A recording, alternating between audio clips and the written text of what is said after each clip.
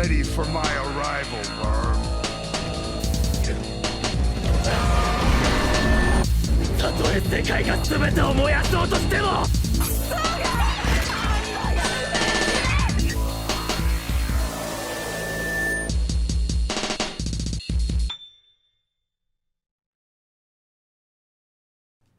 All right. Ready?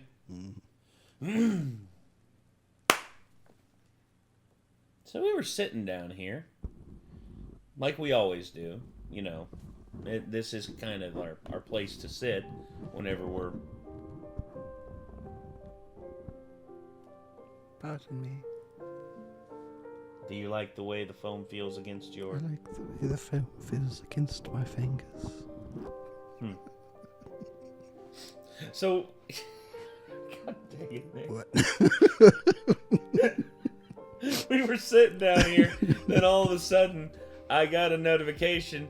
Kev, our old friend Kev, basically sent one in and said, "Hey, finish up the Salad Fingers film theory." I'm like, okay, say no more, Kev. We got you, bro. So yeah, film theory ending the Salad Fingers mystery. I actually do kind of like the way that feels, to be honest.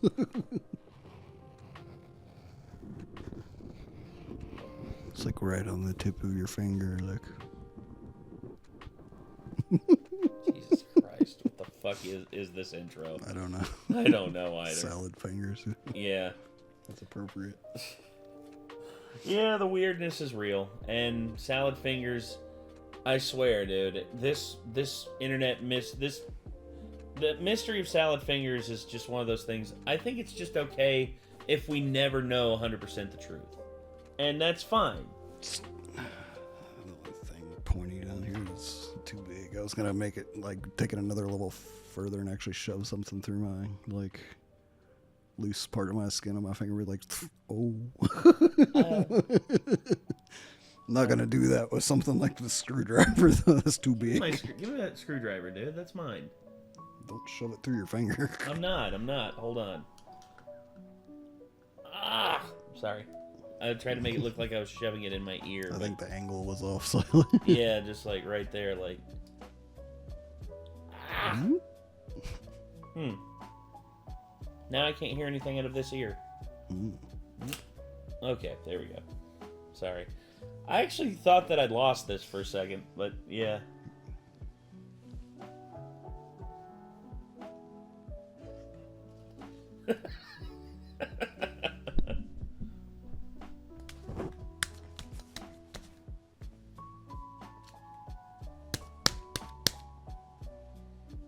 Uh-oh. It's stuck. Did you actually lose it? There it is. It fell out of your hair. Okay. It was like, I didn't feel it fall. I don't know where it is now. But yeah, this is my iFixit. They could actually, like, if you can do it right, like, just like, whoop, whoop. It's gone again. Damn it. Oh, it won't stay exactly still. No. I was trying to put it in my hair and then pull it back out. Oh. No, I ain't gotta do that. But yeah, I've had this screwdriver for like over 10 years, man. This thing's been like my go-to like thing when building computers and stuff like that and fixing stuff. But yeah, the Salad Fingers is here to, I guess we're here to watch the finale of Salad Fingers because Kev requested. Also, Kev requested something else, but I gotta save that one for another day, specifically for Kate, because he requested that Kate be there for it. So we'll see. Anyway, Salad Fingers Mystery by Film Theory. This is the end. This is part 2. So if you haven't watched part 1, we recommend that you go watch that right now. First watch the original, but if you've seen the original and haven't seen our reaction to the first one, feel free to check that one out. I'll see if I can't leave a link to it somewhere in the video. Probably like up there in the corner above Nick. But yeah, anyway. I guess might as well hop on into this and finish off the mystery of Salad Fingers with Film Theory. Let's go.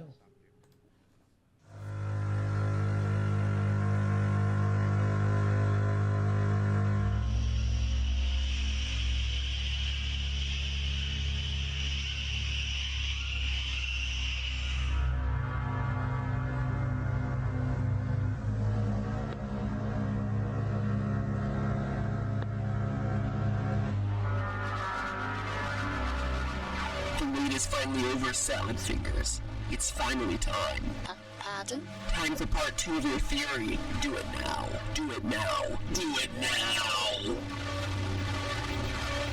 Hello, Internet. Welcome to Film Theory, and I hope you're ready because in honor of Halloween, it's time we head once more into the twisted mind of Salad Fingers. Last episode, we established that Salad Fingers is set in the UK during the year 1939, trapped in his own mind and forced to relive various memories from World War I. We also saw the recurring theme of Salad Fingers feeling trapped by and abandoning babies, and how his fractured mind constantly hops between different personalities. But what does it all mean? How do these individual pieces add up to one overall narrative? And what the heck does the ending mean? You've had to wait long enough, so let's not waste any more time. Let's get right into it. When looking at the 10 episodes of Salad Fingers, there's a definite shift midway through the series. The first 5 episodes are filled with bizarre moments, unexplained events, strange characters, and veiled plot lines, but it's in episode 6, Present, that things start to feel weightier, much more intentional. It's this episode that makes it clear that the random, disturbing moments sprinkled through the series aren't just there for shock value, but rather possess a deeper meaning crucial to unraveling the plot of it all. The episode revolves around the first of the finger puppets, Jeremy Fisher, giving the titular present of a horse to Salad Fingers. A gift that seems completely arbitrary until we see old Horace Horsecollar appear again in one of the final and most gruesome moments from the series. Episode 10's visit to Dr. Papinak, where the doctor is launched through the air and latches onto the side of the horse, tearing into his stomach. As an animal lover, it's brutal to watch as the horse stares at Salad Fingers and cries. So clearly these moments are highly symbolic, but symbolic of what, exactly? Well, let's hop back into episode 6 to figure it out. Jeremy Fisher appears and Salad greets him by saying, Jeremy Fisher, I thought you were out fighting the Great War.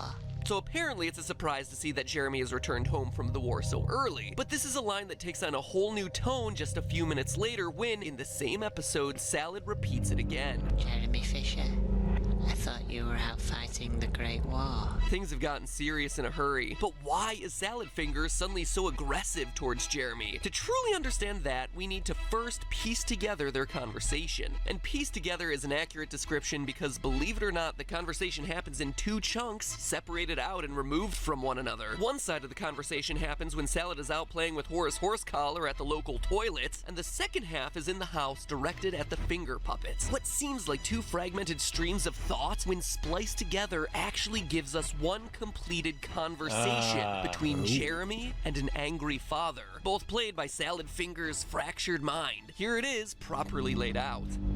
Jeremy Fisher, I thought you were out fighting the Great War. Pardon? I'd like a word with you. I don't understand. I'm not one for accusations, but this one's cast iron. What is this? I've seen you tailgating my daughter with aspirations of deflowering her rose. No, this isn't true. You've got the wrong bloke, Squire. I don't make mistakes, comrade. This one's textbook. Flash to Salad Fingers eating a version of himself. I remember both of those, so I've at least seen this far. Mm-hmm. And I never, put that together. That's crazy. Yeah. Well, once again, it's like, that's not just a theory. Like, that fits, like... perfect. Yeah, a key in a lock. Yeah, I mean, that's literally, like I love that, because it just shows that there's creativity there, because it's being told out of sequence, and by layering them over each other, you get the truth. Mm-hmm. And I love films, and I love, like, Memento does that. So this is increasing my appreciation for Salad Fingers, because I liked it because it was weird and creepy, but, like, now I'm liking it even more because I'm like, oh, it's like a puzzle, too. Oh, yeah. That's dope. Oh, yeah. And you're left with crystal clear storytelling, ladies and gentlemen. I don't know about you, but it makes so much more sense now. I'm gonna say that right there, people would see that as problematic nowadays, which, again, stupid. You people are stupid. Yeah, right. What we see in this pivotal moment from the series is a father figure actively threatening a former soldier, Jeremy, for trying to seduce and deflower his daughter. Deflower, Take a roll in the hay with her? Create the beast with 2 backs? Break out the old horizontal mambo? Alright, enough of roast the old hot dog. I'm done now. Remember, this is Salad rehashing past memories. So the fact that he eats his puppet in the end, or cannibalizes the head of some other Salad fingers, seems to indicate that this conversation didn't quite end all that well for Jeremy. Most likely with the father killing him. Extreme? Maybe. But it seems like the father's fears about Jeremy might have been well-founded. You see, think for a minute about the horse Jeremy gives to Salad, and then remember the fact that it appears again in a doctor's office to have its stomach ripped out. Knowing what we know about the accusations against Jeremy, let's say for a second that he is indeed trying to deflower this young girl. And what's more, that he succeeds in doing so. Under this context, Jeremy giving Salad Fingers the present of a horse is symbolic of him getting the girl pregnant. Likewise, that means she would need to go see a doctor to have things taken care of. Oh, damn. man. That's pretty dark. Woo, that's heavy, bro. Giving birth, or on the flip side, having the baby aborted. And that's the memory we see Salad relive in episode 10, as at the doctor's office, Salad once again flips through a couple personalities where he starts as the girl getting examined by the doctor. I suppose you'll be checking me for nimpers and camel spots. A girl who really enjoys her examination a whole lot. Before snapping into a new persona, this time that of the mother encouraging her daughter while the baby is being born. I know it hurts. Just try and sit still whilst the doctor eats your blood. Ah, the miracle of childbirth at the hands of the Swiss Army knife doctor. And for as gruesome as this scene is, we can confidently say that she gives birth, since the title of this episode is Birthday. So we're now left with $1 million question. Whose birthday is it? Why, it's none other than our good friend, the second and most crucial finger puppet, Hubert Cumberdale. There are actually plenty of hints to confirm this sprinkled throughout the videos. Not only does Salad Fingers tell us at the beginning of episode 10 that it is Hubert's birthday today, As it's Hubert's birthday. but also in a very short scene after the doctor's visit, we see the important visual of Hubert being abandoned on the ground, surrounded by branches. Now, as I covered last episode, baby imagery is everywhere in this series, especially babies being abandoned, with Mr. Branches from episode 9 being one of the strongest examples. So to depict Hubert lying there amongst a bunch of broken branches, all while a tree has somehow grown between Salad Finger's legs, is an important visual symbol. Hubert is clearly the baby. But there are other hints sprinkled throughout the series as well. For instance, in episode 8, Salad, adopting the voice of a scolding parent, kicks Hubert off the bed into a tray of muck, saying, Scrub that muck off at once, Hubert Cumberdale. I'll have no dirty immigrants in my house. Damn. It's not just an insult, it's pointing to the fact that Hubert was born of a black father, Jeremy Fisher, which during the World War I era was a big deal. This was a time in history when immigration into the UK was on the rise due to the war. As a result, what's known as scientific racism flourished, a time in which white Europeans used false scientific claims to prove that they were the superior race. Phrenology, for instance. Phrenology was the study of the human skull, and a lot of evil white racist scholars out there used it as means to say, oh yes, Caucasians, their skulls are perfectly formed and have no imperfections, and as you could see here in the skull of the one from the African continent, clearly these here lead to aggression and lead to like primal urges. It's like, and then the advent of neuroscience comes out and completely blows all that shit out of the water. And you know what? Good. I swear, dude, like, the shit that people come up with to make themselves feel superior in any way is just, like, dude, it is such super egotistical bullshit that it baffles me. Like, I can't believe, like, me... I've never thought of anyone as inferior or superior to me. To me, in my mind, we're all like there are people who have advantages over me. I mean, I'm not going to say I'm as good of a basketball player as LeBron James, I'm also not going to say I'm as good of a baseball player as, like, Bryce Harper or Shohei Ohtani or Aaron Judge. But, dude, we as human beings are all equal in the playing field of the fact that we are all born, and eventually one day we are all going to die.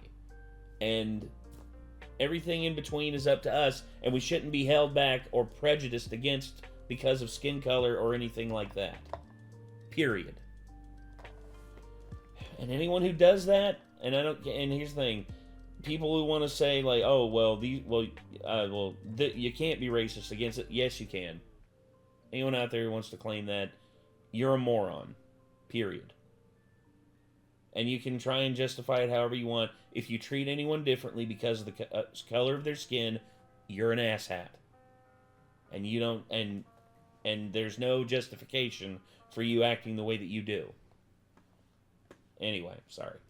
Things like saying that the Caucasian brain was anatomically larger than other races, or relating facial structure to overall intelligence. That, coupled with the increased immigration caused by the war, resulted in attitudes like the one Salad Fingers expresses in this moment. It's a key point of seeing Hubert ostracized by his own family because of his parentage. It's even reflected in the way Hubert tastes. In episode 2, we see that Hubert... Oh, you taste like Sutton poo. Again, indicating a different status than someone like Marjorie, who tastes like sunshine dust. Hubert is simply considered dirty or unclean. So how does this all fit with the ending? As a refresher, Salad Fingers encounters a table with 5 other Salad Finger-looking creatures, except each is physically mutilated in some way. At the head of the table is a 6th chair, empty and presumably for him. Salad is visibly uncomfortable at first, until a mysterious pole lowers down with a gift, a hat made out of the remains of the now dead Milford cubicle. The present makes him feel at home, and the series ends with him saying in triumph, I shall wear it from here to the grave. What a truly special day. So WTF? Seriously, we just saw a horse get ripped apart, and now this is our big ending? Well, yes, actually, and here's why. Salad Fingers is Hubert Cumberdale, the child born out of wedlock that never found his place, always being ostracized by a family. Yeah, that's what I thought too. It's like his mistreatment is what made his mind fracture and become sort of like his own narrator and his own like storyteller, and this is basically him just basically replaying all the things that were done to him earlier in his life. That never wanted him in the first place. And this ending shows that he finally feels as though he's found acceptance, a place where he fits in. He's found his family. Granted, it's a family of deformed mutants who don't actually acknowledge his existence, but hey, it's enough for him, and who am I to take that away from our little green hero? So first, how do we know that Hubert and Salad Fingers are one and the same? Well, it's worth noting that after the doctor scene in the forest, Hubert, as we discussed, gets left behind. Suddenly, when Salad Fingers is back at the house, the birthday party is no longer for Hubert, it's for him. He's the one the presents are for, and he's also the one excited about how the other guests remembered him on his big day. For me? I thought you'd all forgotten.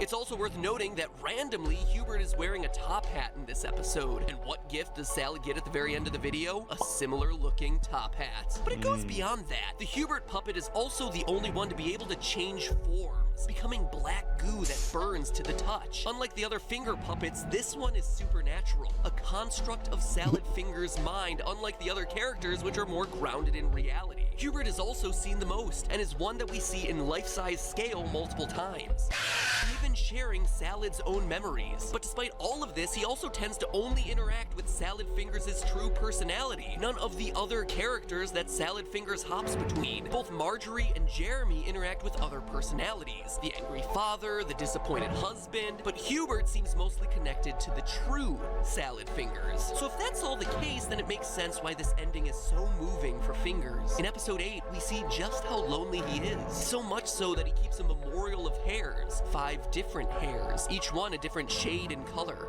You all look so beautiful together, a gay little quintet. They're mementos of his lost family. At the end of the episode, he's forced to get rid of them, something that is so devastating that he ends the episode by crying in the corner of his safety cupboard. So we have 5 hairs, but also 5 different people at that final table. Coincidence? I think not. In the end, I have no solid proof, but I can only assume that this scene is meant to be Salad Fingers being reunited with the 5 people in his life who've abandoned him in some way. People who've either died or disowned him. Scenes that we've witnessed across the series. Some combination of the father figure we saw in episode 4, who fled to France afraid of being caged by a baby. Kenneth, his younger brother from shore leave, who either died young or during the Great War. Auntie Bainbridge, probably represented by the gray hair, and the most likely candidate for the voice of Roger the Radio. A woman cold and unforgiving to Salad Fingers as he was growing up. Marjorie Stewart Baxter, Salad's wife from episode 9, the wife who left him to care for their baby alone. And then Yvonne, the baby he just didn't know how to handle and had to give away. Maybe even his mother, who, if the episode 10 doctor's appointment is any indication, potentially died in childbirth.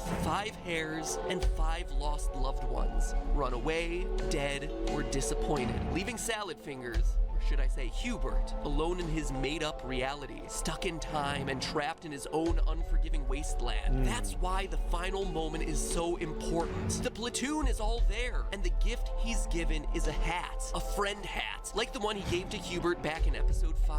He's finally accepted. He's found his place at the table. It's as though Salad Fingers has finally come to grips with who he is, leaving the puppet behind in the woods and being born again into his true role as Hubert. So the episode titled Birthday actually has a double meaning. Green monsters deserve some love too. What a truly special day.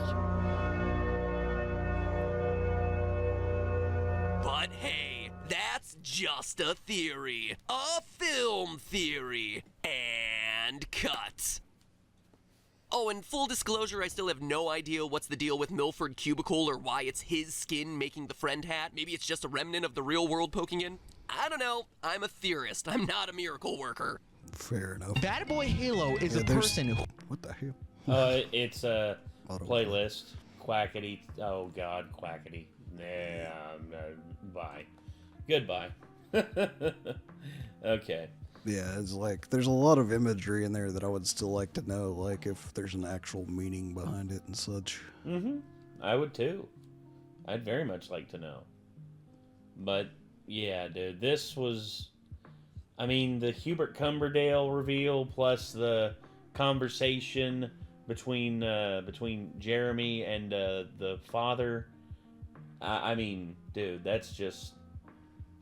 those are hard to deny because of the evidence piling up. I think you could probably potentially interpret it other ways overall from what Matt did there. Yeah. Potentially, I'd have to look at it and see. But definitely the conversation just fits too well. That's like the definite, like, whoa moment, like, in all of these videos for me. Oh, yeah. So I'm just like, oh, crap, there's more to this than I originally realized. And potentially even more hiding beyond that, you know? Mm-hmm. Depending on how long you're willing to subject yourself to it and try to look for the connections, I guess. Mm-hmm. So it is one of those things that's kind of hard to watch. It'll put you in a weird mood pretty quick. Yeah, I mean, the horse getting ripped up, and the symbolism. It's not even of that, but some of the other, like, disturbing scenes are just kind of like, what the fuck? Yeah. You see them, you know? Well, for me, it just the symbolisms for, like, babies, abortions, and stuff like that is just like, it's the look is kind of messed up. So I think he went with the child actually being born, but I'm not even sure if that's the interpretation it was going for, because there was, like, the symbolism of the, like, if you were to look at the way that the doctor's designed as a symbolism, it looks like a freaking, like, butcher, you know? Yeah. It's like an amalgamation of knives and blades, and typically that's not involved in childbirth. I don't even think, like, during, like, World War I, it was that bad still, you know. For cesareans, though, I mean, cesareans. If it was a C-section, then yeah, but, like, I'm wondering if it might not actually be hinting more at, like, the abortion side of things, and potentially even, like, a back alley abortion, considering how suspect the doctor seems and such, you know. Yeah. But, honestly, man, Salad Fingers... I think the one connection I think for sure that I saw was the red hair, like in the 5 hairs, like obviously matches to the red hair of the one finger puppet. So I think that's meant to be hers. Yeah. The other 4, I'd have to look closer and go back through to really see if I think he's on point with that or not. Yeah. Yeah, I mean, keep in mind these theories are like 8 years old, so people have probably gone back and dissected them a bit more, and maybe there's a little bit more of like deep dives onto stuff. And but overall, man, I'm still very much just like blown away by the conversation one, and then the theory of like Salad Fingers being Hubert Cumberdale himself. I mean, that's good. That was a good theory vid. That was a good theory vid. And Kev, I didn't know Matt Pat had ever done a theory for that. So if there's any other like theories floating around about like weird internet culture from around the same time, like feel free to request them, because there's a chance I may have seen it and I might be like, oh, I didn't know this was a thing. Yeah, definitely send it in. We're down to check it out, man. Like Kev, if you want to send it in, or if there are any suggestions y'all want to make to us, feel free. But yeah, I guess for now, everybody, we're going to be ending it here. So everyone, I want to thank you very much for tuning in to this little reaction video. Until next time, be sure to check out more from Film Theory, and of course the Renegades as well. Also, our friend Nogla has something he wants to say. What have you got to say, Nogla? Very nice. Very nice. So, until then, I'm Nathaniel. I'm Nick. And that's a reaction. A renegade reaction.